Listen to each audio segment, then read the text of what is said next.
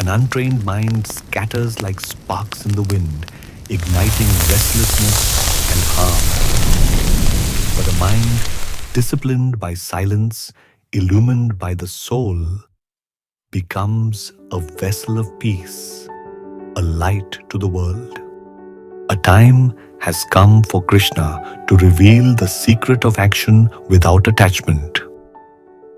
A teaching that will echo through the ages. Arjuna, from ancient times 2 paths have been taught, the path of knowledge for the contemplative, and the path of selfless action for those engaged in the world. But no one can remain even for a moment without action. All are driven to act by the gunas of nature. One who restrains the body, but still clings to desire in the mind is deluded. But one who disciplines the senses with the mind and acts without attachment is superior. True mastery is not repression, but the quiet strength of inner detachment. Perform your duty, for action is better than inaction. Without action, even the body cannot be sustained. But action, performed as yajña, as an offering for the common good, and as a service to the divine order, perform your duty in reverence for the divine, in harmony with life. This action and participation with the greater flow purifies and frees. This is the heart of Karma Yoga. Action not for oneself, but as offering, as harmony with the whole. In the beginning, the Creator brought forth beings together with yajña, saying, "Through this harmony with life shall you prosper. Nurture nature and her devas, who are divine angels, and by nurturing them, they nurture and nourish you. Together, you will attain the maximum good. Through such selfless contribution, all prosper together. But one who enjoys without giving in return is a thief. Those who eat what is left after these offerings are virtuous and are freed. But those who live only for themselves, consuming without giving, eat only of sin.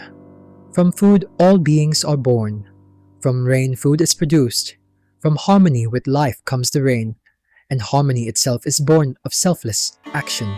Know this, all action flows from nature and its order and divine laws, and nature itself springs from the eternal. That is why the all-pervading Supreme God is eternally established in yajña, in the offering for the common good, in harmony with life, in the greater flow of service and love. But the one in this world who does not follow these natural rhythms as they turn, who lives absorbed in selfish desire and sensual pleasure, squanders their life in vain, O Partha, and lives in sin and sorrow. Thus, to live for oneself alone is to live in bondage. But to live in service is to live in freedom and fulfillment. But the one who delights in the self, who is satisfied in the soul alone, has no duty to perform. Yet even such a one acts for the good of the world, seeking nothing in return. Therefore, perform your duty always, without attachment to results. By action, without desire, without selfish motive, one attains the supreme state. Here shines the invitation of Karma Yoga. To act, yet be free. To serve, yet be unbound. Indeed, it is through such selfless action that Janaka and other kings attain perfection. Therefore, knowing this, you too should work for the good of the world, for the good of your community. For whatever a great one does, others follow. Whatever standard they set, the world pursues. Even I myself, the Lord, have nothing to gain, nothing to attain through work. Yet I continuously engage in action, that others may find joy, and that others may know fulfillment. Even God acts for the joy of others. Thus, the wise too live for the good of the world. The ignorant act from attachment. The wise act without attachment, seeking the welfare of all. Let not the wise confuse the minds of the ignorant, who may still be attached to action, or even selfish action. But the sage, working in the spirit of union with life, should guide them to perform all actions selflessly, in devotion to life. By leading by the example of true greatness, others will learn and follow. Guidance is not in words alone, but in the silent teaching of a life well lived. All actions are carried out by the gunas of nature, but the deluded think, I am the doer. The wise know that the senses move among their objects and remain unattached. Those blinded by the gunas cling to nature's work. The knower of truth does not disturb them, but acts steadily within the flow.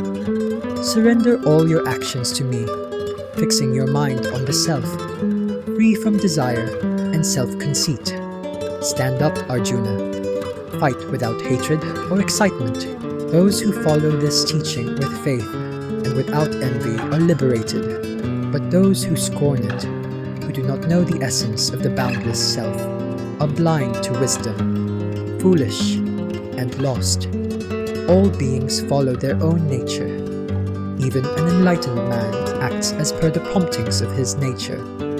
What will restraint accomplish? Each person is compelled by their natural tendencies. Better to do your own duty, aligned with your nature, even imperfectly, than to do another's duty well. To die in your own duty, in your true duty, leads to goodness, but doing another's duty brings fear and destruction. This is the law of Dharma. Each soul has its own path. To walk it is freedom. To forsake it is ruin. O Krishna, what is it that drives a person to sin, even against their own will, as if compelled by some unseen force? It is desire, born of passion, insatiable and fierce, transforming into anger, born of the all-consuming Rajas guna, that prompts a man to commit sin. Recognize these as the foes to be discerned and disciplined, as fire is covered by smoke, as a mirror by dust, as an embryo by the womb. So wisdom is obscured by desire. The senses, the mind, and the intellect are the dwelling places of desire. Through them it deludes the embodied soul. Therefore discipline the senses, the mind, and imbue the intellect with the soul. Slay this foe of wisdom and realization. The senses are higher than the body, the mind higher than the senses, the intellect higher than the mind, but higher still is the self, the soul, the Atma. Knowing that the soul is superior to the intellect and controlling the lower self by the higher self, conquer this enemy in the form of desire, which is difficult to subdue.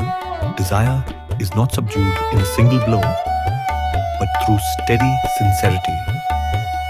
As the sages have said, true practice is undertaken with devotion, without interruption, and with the fullness of one's heart. So too is Karma Yoga lived and producing good fruits. Each action, however small, offered with intention, with sincerity for one's own liberation and for the liberation of all beings everywhere.